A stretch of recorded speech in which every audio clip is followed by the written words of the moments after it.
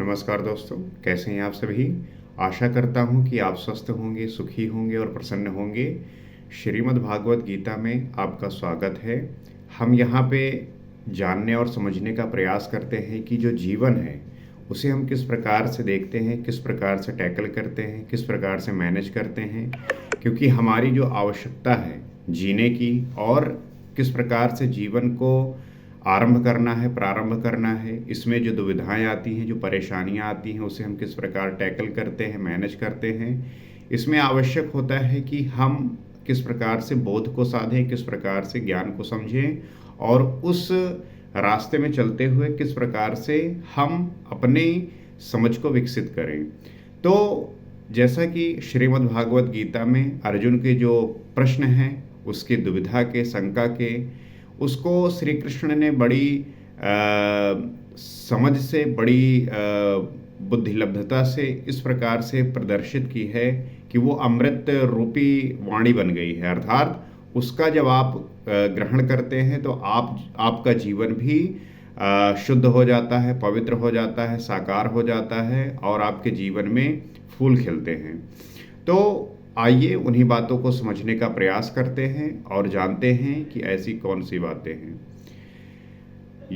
योगी नामपि सर्वेषां मद तेन मद तेना मद तेनांतरात्मना श्रद्धावान भजते यो माम सामे युक्त तमो मता। अर्थात संपूर्ण निष्काम कर्म योगियों में भी जो श्रद्धा विभोर होकर अंतरात्मा से, अंतर चिंतन से मुझे निरंतर भजता है, वो योगी मुझे परम श्रेष्ठ मान्य है। तो वो ये कह रहे हैं श्री कृष्ण जी की जो संपूर्ण निष्काम कर्म योगियों में भी जो श्रद्धा विभोर होकर अंतरात्मा से जो निष्काम कर्म योगी होते हैं, वो श्रद्धा से विभोर होकर जब अंतरात्मा से अर्थात अंतर्दृष्टि से अर्थात उस भाव से जहाँ पे उनके खुद के होने का बोध होता है, तो अंतर चिंतन से मुझे निरंतर भजते हैं, सदैव जो है मेरा चिंतन करते हैं, मेरे में अपना सुर लगाते हैं, भजते हैं, तो वो योगी मुझे परम श्रेष्ठ मान्य है। तो ऐसे जो लोग होते हैं वो मेरे लिए परम श्रेष्ठ मान्य होते हैं और बहुत उपयोगी हैं। अर्थात वो जो है उस सब के योग्य हैं, उस सब के जो है मान्य हैं जिसके लिए मैं हूँ। तो भजन दिखावे प्रदर्शन की वस्तु नहीं है। इससे समाज भले ही अनुकूल हो किंतु प्रभु प्रतिकूल हो जाते हैं। भजन अत्यंत गोपनीय है और यह अंतःकरण से होता है। इसका उतार चढ़ाव अंतःकरण के ऊपर है। तो आप देखेंगे कि जो भजन है वो दिखावे और प्रदर्शन के लिए नहीं होना चाहिए। ये ऐसी कोई वस्तु नहीं है कि आप जो है समाज को दिखाएं, लोगों को बताएं कि मैं भजन करता हूँ, चिंतन करता हूँ। इससे समाज भले ही अनुकूल हो किंतु प्रभु जो होते हैं वो प्रतिकूल हो जाते हैं, क्योंकि जो चीज़ दिखाने की है ही नहीं, जो अंतर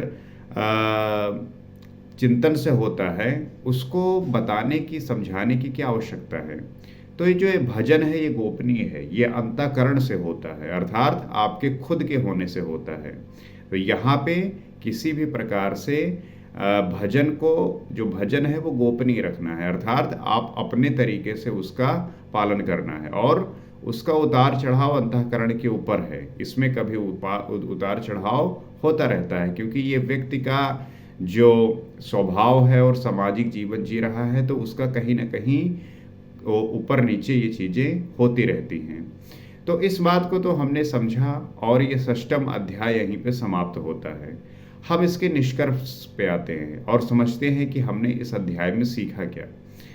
तो इस अध्याय में आरंभ में ही योगेश्वर श्री कृष्ण ने कहा कि फल के आश्रय से रहित होकर जो कार्यम कर्म अर्थात करने योग्य प्रक्रिया विशेष का आचरण करता है वही सन्यासी है और उसी कर्म को करने वाला ही योगी है। अर्थात श्री कृष्ण यही बताते हैं कि फल के आश्रय से आप कुछ भी काम करते हैं तो सदैव कोई ना कोई इच्छा रखते हैं कि मुझे इस प्रकार से फल प्राप्त हो, और उससे जब आप रहित होते हैं और कार्यम अर्थात जो कर्म है अर्थात जो योग प्रक्रिया विशेष का आचरण करते हैं वही सन्यासी होते हैं और उसी कर्म को करने वाला ही योगी है।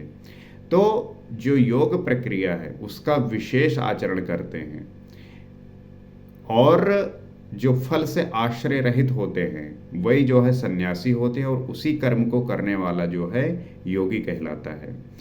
केवल क्रियाओं तथा अग्नि को त्यागने वाला योगी तथा सन्यासी नहीं होता। आप संसारी जीवन में देखते ही होंगे कि जो सन्यासी और योगी देखते हैं, उन्हें ये होता है कि जिन्होंने क्रिया त्याग दिया है, अग्नि को त्याग दिया है, वो सन्यासी होते हैं, परंतु ऐसा नहीं है। ये सब पाखंड है। संकल्पों का त्याग किए बिना कोई भी पुरुष सन्यासी अथवा योगी नहीं होता। जो आपके संकल्प हैं, जो बाहरी संकल्प है, जो अंदर से संकल्प उत्पन्न होते हैं, उन सबका जब तक आप त्याग नहीं करेंगे तब तक ना तो आप सन्यासी होंगे ना ही योगी होंगे। हम संकल्प नहीं करते, ऐसा कह देने मात्र से संकल्प पिंड छोड़ते।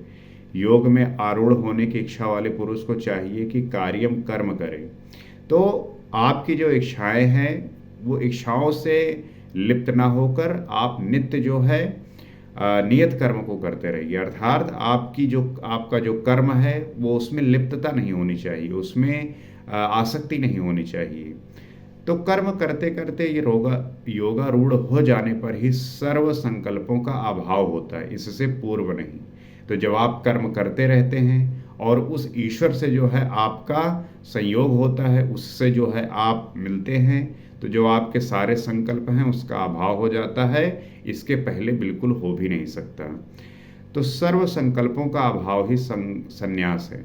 जब आप सारे संकल्प से मुक्त हो जाते हैं, उससे रहित हो जाते हैं, उसी को जो है संन्यास कहते हैं, उसी को जो है योगी होना कहते हैं, उसी को सन्यासी कहते हैं। तो योगेश्वर ने पुनः बताया कि आत्मा अधोगति में जाता है। अब यहाँ पे ईश्वर श्री कृष्ण, योगेश्वर श्री कृष्ण बता रहे हैं कि जो आत्मा है वो अधोगति में जाता है और उसका उद्धार भी होता है। तो जो आत्मा है अधोगति में जाता है, उसका उद्धार भी होता है। क्योंकि हम जिस अवस्था में होते हैं उसको बहुत निम्न स्तर पर ले जाके हमें इस बात को समझना होता है कि कहाँ चूक हो रही है, और जब इस बात से हम अवगत होते हैं तब उसका उद्धार भी करते हैं। जिस पुरुष द्वारा मन सहित इंद्रियां जीत ली गई हैं, उसका आत्मा उसके लिए मित्र बनकर मित्रता में बरतता है तथा परम कल्याण करने वाला होता है। तो हमने ये भी समझा कि जिस व्यक्ति ने अपने मन सहित इंद्रियों को अपने नियंत्रण में कर लिया है, उसको जीत लिया है, तो जो उसकी आत्मा है वो उसके लिए मित्र बन जाती है, मित्र के जैसा व्यवहार करती है, परम कल्याण करने वाली हो जाती है। तो जिसके द्वारा ये नहीं जीती गई, उसके लिए उसी का आत्मा शत्रु बनकर शत्रुता में बरतता है, यातनाओं का कारण बनता है। और जो व्यक्ति अपने इंद्रियों को नहीं जीत सका, मन सहित इंद्रियों को नहीं जीत पाया, नियंत्रण नहीं कर पाया, उसी के लिए वो आत्मा शत्रु बन जाती है और शत्रुता में बरतती है। तो यातनाओं का फिर वो कारण बन जाती है। आपके जीवन में सदैव कोई ना कोई कष्ट जो है विद्यमान रहता है, आप उससे सदैव परेशान रहते हैं। अतः मनुष्य को चाहिए कि अपने आत्मा को अधोगति में न पहुंचाए, अपने द्वारा अपनी आत्मा को उद्धार करे। तो हर एक व्यक्ति का ये उद्देश्य होना चाहिए कि अपनी आत्मा को अधोगति में न पहुंचाए, अर्थात नरक में न ले जाए, अर्थात ऐसे स्तर पर न ले जाए जहां बहुत नीचा होता है, उसको उद्धार करने का प्रयास करे, मोक्ष करने का प्रयास करे। तो उन्होंने प्राप्ति वाले योगी की रहनी बताई। यज्ञ स्थली बैठने का आसन तथा बैठने के तरीके पे उन्होंने कहा कि स्थान एकांत और स्वच्छ होना चाहिए। उन्होंने ये भी बताया कि जो योगी होते हैं वो किस प्रकार से उनका आसन होता है, किस प्रकार से वो यज्ञ करते हैं, और यज्ञ स्थली में बैठने का जो आसन है, बैठने का जो तरीका है, और वह स्थान एकांत और स्वच्छ होना चाहिए, इस बात पे भी हमने जो है प्रकाश डाला था। तो वस्त्र, मृगचर्म अथवा कुश की चटाई में से कोई एक आसन हो। जब आप आसन बनाएं तो वो कुश का जो है बनाएं, मृगचर्म का बनाएं, वस्त्र का हो। तो कर्म के अनुरूप चेष्टा, युक्ताहार, विहार, सोने जागने के संयम पर उन्होंने बल दिया। कर्म के अनुरूप ही जो आपका खान पान है, सोने और जागने का संयम है, उस पर भी जो बल दिया, उस पर भी जो है बात की। और योगी के निरुद्ध चित्त की उपमा उन्होंने वायु रहित दीपक में दीपक की अकंपित लौ से दी। अर्थात जो योगी का चित्त है वो उस प्रकार से है जहाँ पे एक दीपक बिना किसी वायु रहित स्थान में दीपक के जलने पे जो है अकंपित लव की जो है एक उदाहरण दिया कि जिस प्रकार से एक योगी का जो चित्त है वो बिना किसी हिले डुले लव के जैसा एक सीध में होती है, अर्थात चित्त बिल्कुल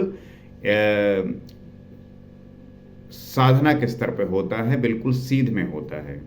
और इस प्रकार उस निरुद्ध चित्त का भी जब विलय हो जाता है उस समय वह योग की पराकाष्ठा अनंत आनंद को प्राप्त हो जाता है।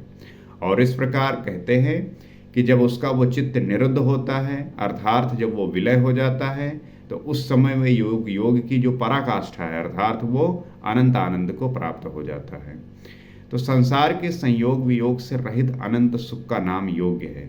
तो संसार का जो संयोग वियोग इससे जो रहित हो जाता है वही अनंत सुख का नाम जो है योग है, उसी को हम योग कहते हैं। अर्थात आप जो है संसार के चाहे कोई संयोग हो वियोग हो उससे संपूर्ण रूप से रहित हो गए हैं। तो योग का अर्थ है उससे मिलन। योग हम देखते होंगे जैसे जब कोई कुछ जोड़ते हैं, जब अंक जोड़ते हैं तो उसको इंग्लिश में एडिशन बोलते हैं, ऐड बोलते हैं। वैसे ही हम जब हिंदी में करते हैं तो उसको जोड़ बोलते हैं, उसी को योग बोलते हैं। योग मतलब दो चीज़ का जोड़ना। तो हमारा उस परमेश्वर से जो है मिलन हो जाता है। तो जो योगी इसमें प्रवेश पा जाता है वो संपूर्ण भूतों में समदृष्टि वाला हो जाता है। जैसे अपनी आत्मा वैसे ही सबकी आत्मा को देखता है। तो योगी जो उसमें प्रवेश पाता है तो वो जितने भी संसार की वस्तुएं हैं सभी में समान दृष्टि वाला हो जाता है और अपनी आत्मा वैसे ही सभी आत्मा को देखता है। वो हर एक व्यक्ति में, वो चाहे बड़ा हो चाहे छोटा हो, हर एक व्यक्ति में जो है वो आत्मा को देखता है, वो कोई भी हो कुछ भी हो। वो परम पराकाष्ठा की शांति को प्राप्त होता है। अतः योग आवश्यक है। मन जहाँ जहाँ जाए वहाँ वहाँ से घसीटकर बारंबार इसका निरोध करना चाहिए। तो वो परम काष्ठा की जो है जो परम पराकाष्ठा है उस शांति को प्राप्त होता है और इसके लिए योग जो है आवश्यक है। आपका मन कहीं भी जाए, किसी भी प्रकार से आपको कहीं भी लेके जाए, इसे घसीट कर लेके आना है और बारंबार इसका निरोध करना है, इसका जो है कंट्रोल में करना है। और श्री कृष्ण ने स्वीकार किया कि मन बड़ी कठिनाई से वश में होने वाला है, लेकिन होता है। ये बड़ा मुश्किल होता है कि मन आपका जो है नियंत्रण में हो, आप कंट्रोल पा जाए इस पे, लेकिन निरंतर प्रयास से, निरंतर अभ्यास से आप इसे कंट्रोल कर सकते हैं। और ये अभ्यास और वैराग्य द्वारा वश में आता है। तो अभ्यास, जब आप अभ्यास करते हैं, इसकी प्रैक्टिस करते हैं, वैरागी बनते हैं, तब जो है आप इस पे नियंत्रण पा लेते हैं। तो शिथिल प्रयत्न वाला व्यक्ति भी अनेक जन्म के अभ्यास से वहीं पहुंच जाता है जिसका नाम परम गति अथवा परम धाम है। तो जो व्यक्ति निरंतर प्रयत्न करता रहता है और अनेक जन्म के अभ्यास से वहीं पहुंच जाता है। होता है कि कोई व्यक्ति प्रयास करता है, किसी जन्म में उसकी कुछ इच्छाएं बाकी रह गई तो वो अगले जन्म में फिर जो है जन्म लेके उसकी पूर्ति के लिए प्रयास करता है। लेकिन अगर वो प्रयासरत रहा तो उसको जो है वो परम गति अथवा परम धाम प्राप्त हो जाती है। तो तपस्वियों, ज्ञान मार्गियों तथा केवल कर्मियों से भी योगी श्रेष्ठ है। तो हमने ये भी समझा था कि तपस्वी जो हैं, जो ज्ञान मार्गी हैं और जो केवल कर्मी हैं, उनसे भी जो है योगी श्रेष्ठ होता है। इसलिए अर्जुन को जो है श्री कृष्ण ने योगी बनने के लिए कहा। ये कहा कि तू योगी बन और समर्पण के साथ अंतर मन से योग का आचरण कर। अपनी पूरी अपना समर्पण जो है वो ईश्वर में लगा दे और तू जो है वो योगी बन, क्योंकि वही सबसे श्रेष्ठ है। तो इस अध्याय में योगेश्वर श्री कृष्ण ने प्रमुख रूप से योग के प्राप्ति के लिए अभ्यास पे बल दिया कि योग हमें किस प्रकार से प्राप्त होता है, योगी हम किस प्रकार से बन सकते हैं। इस पे जो है इसको हमने सीखा, जाना। तो यहीं पे जो है षष्ठम अध्याय समाप्त होता है। अगले एपिसोड से हम सप्तम अध्याय प्रारंभ करेंगे। आशा करता हूँ कि ये अध्याय आपको समझ में आया होगा। और अगर अध्याय आपको समझ में आया है, अगर आपको लगता है कि आप निरंतर इसी प्रकार के वीडियो से अवगत रहें, आप देखें, समझें, जानें, तो आप इस चैनल को फॉलो कर सकते हैं, सब्सक्राइब कर सकते हैं, ताकि आप निरंतर इससे जुड़कर इसी प्रकार के जो हम बातों का आचार विचार करते हैं, बातों को समझते हैं, चर्चा करते हैं, उसको जो है निरंतर हम कर सकें। इसी प्रयास में कि हम जो है चर्चा का जो स्तर है उसे जो है ऊंचा कर सकें, उसे जो है उठा सकें, ताकि हम बेवजह की और बेकार की बातों में ना पड़ते हुए हमारे जो वाद का स्तर है वो अच्छा हो, संवाद का जो स्तर है वो अच्छा हो, और हमें जो है चीज़ें सही पता होनी चाहिए। ऐसी नहीं होनी चाहिए कि जिसके परिणाम स्वरूप व्यक्ति अंधकार में जाए या पाखंड में पड़े। तो जब चीज़ें आप समझने लगेंगे, जानने लगेंगे, तो आपके अंदर से वो स्वतः ही समाप्त होने लगेगा। तो इसी प्रयास में और इसी उद्देश्य से कि हर एक व्यक्ति के जीवन की जो परेशानियां हैं, जो चुनौतियां हैं, उसको सही तरीके से वो मैनेज करे, टैकल करे। क्योंकि व्यक्ति का जीवन यही है कि वो संघर्ष में रहते हुए चीज़ों को खेल बनाए। इसी उम्मीद के साथ ये अध्याय यहीं पर समाप्त होता है। ओम तत्सदिति। श्रीमद्भागवत गीता सूपनिषत्सु ब्रह्म विद्यायाम योग शास्त्रे श्री कृष्ण अर्जुन संवादे अभ्यास योगो नाम षष्ठो अध्याय समाप्त। यहीं पे षष्ठम अध्याय समाप्त होता है। अगले एपिसोड में हम सप्तम अध्याय प्रारंभ करेंगे। तो अगले एपिसोड में मिलते हैं। नमस्कार।